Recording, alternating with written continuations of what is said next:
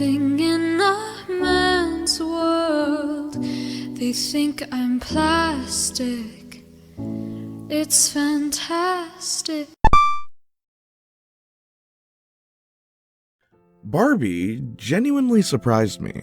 You'd think a movie about Mattel's iconic cash cow would be just that, a harmless and inoffensive film about a doll learning to be herself or something, to make easy money off of the established brand. What we got instead was a film about real-world issues. Mixing heavy themes of mortality, identity, and gender, the Barbie movie understands how to deal with its subject matter without completely losing its lighthearted tone or forgetting its general message of equality. The movie says it's hard being a woman, but at no point does it say that men aren't important.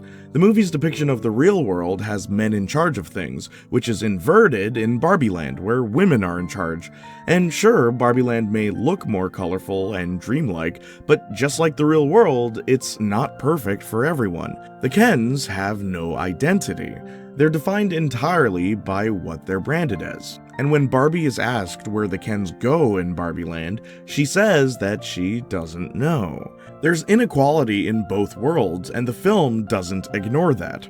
Ultimately, the lesson Ken learns is that he, as a man, doesn't have to live up to the expectations put upon him.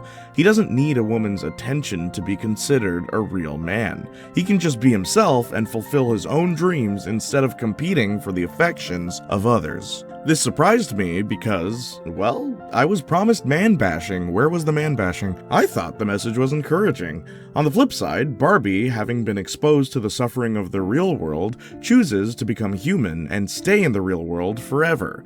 That's how the movie ends, and honestly, it works well as a standalone film. But you know Mattel would never let that happen. Director Greta Gerwig said she has no plan for a sequel. They don't care. Everything's gotta be a franchise now. Polly Pocket, Magic 8 Ball, Hot Wheels. Because nobody just makes sequels anymore.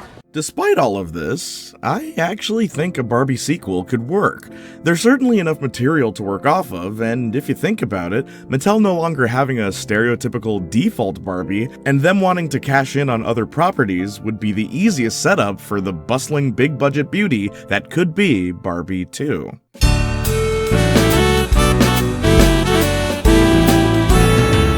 Jayniac.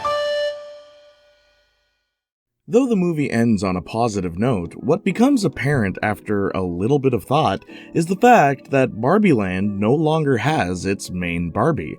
And though this wouldn't have an immediate impact on the world, it certainly would for Mattel. In the film's climax, the company is told that realistic Barbies with cellulite, wrinkles, and stretch marks would sell well. So, obviously, the company would move forward with the idea. There's just one problem. If Barbieland is affected by the toys being played with in the real world, then that means Mattel's new realistic Barbie would start showing up in Barbieland. And if the sales numbers are correct, they'd start overpopulating the place. Girls aren't playing with classic Barbies anymore. They've all been thrown out in favor of the new realistic ones, forcing all the classic Barbies from the first film to migrate to where Weird Barbie lives. If the first movie's central theme is freedom of identity and choice, then the sequel's theme should be the consequences of those choices. Now that the classic Barbies aren't being played with, Mattel has a boardroom meeting to brainstorm replacements for what once was. Sure, their realistic Barbies are selling well with a multitude of women, but they still need a product geared specifically towards little girls. An intern rolls in a giant table. They pull off the exaggeratedly long sheet to reveal Polly Pocket. The head of Mattel says that this is their new stereotypical Barbie. So, for those who don't know, Polly Pocket is a toy line of miniature dolls currently owned by Mattel. The idea is that you could carry her and her accessories in a case the size of a trinket box. The success of the toy line eventually led to an animated tie-in film being produced. The name of said film? Pollyworld. In the first Barbie movie, on their way to the real world, Barbie and Ken travel through a bunch of different areas. It's firmly established that those areas aren't a part of Barbieland. So what if Pollyworld was one of them? With its own civilization and aesthetic, I think it'd make about as much sense as Barbieland does.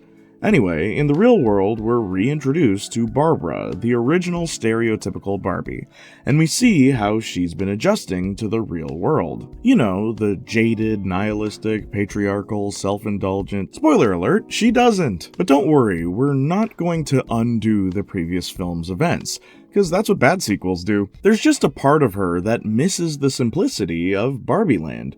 So she decides to go back and recapture that joy, even though she knows she has to live with the choice she made.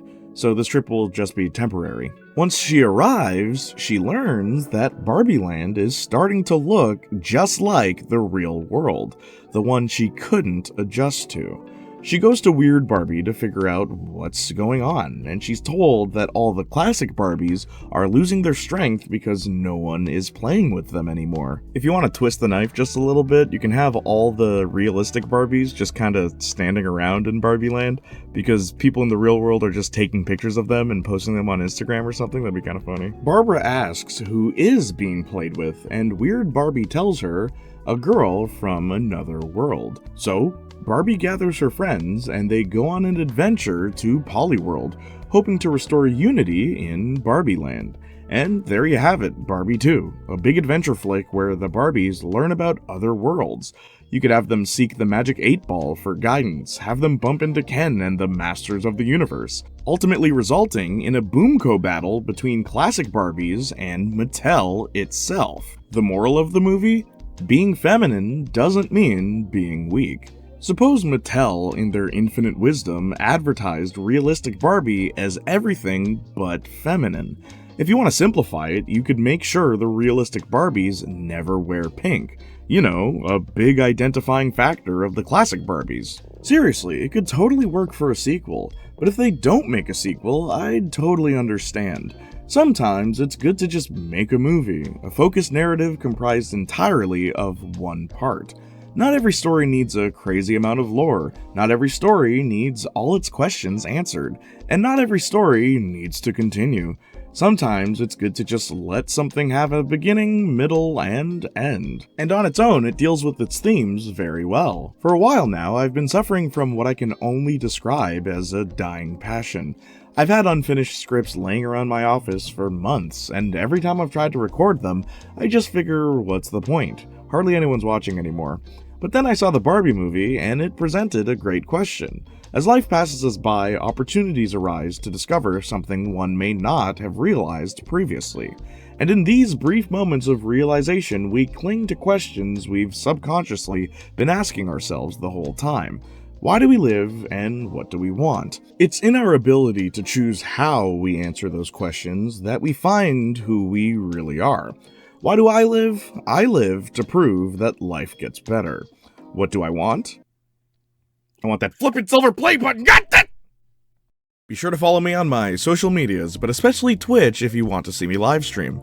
I stream every single week. If you like hearing my voice, be sure to follow the Junior and Marcus Talk podcast, where we talk about just about anything. I also have a merch store with some new designs, so go ahead and check that out too.